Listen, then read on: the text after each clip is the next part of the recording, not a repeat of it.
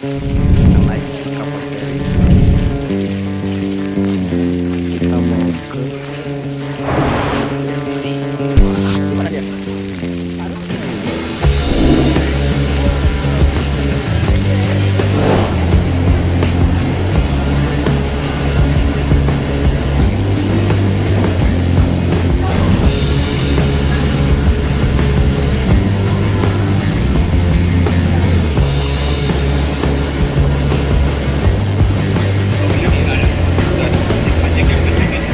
Saudara-saudara, saya ada di Pulau Liberty. Kita tahu ada satu monumen terkenal di sini adalah Patung Kuda.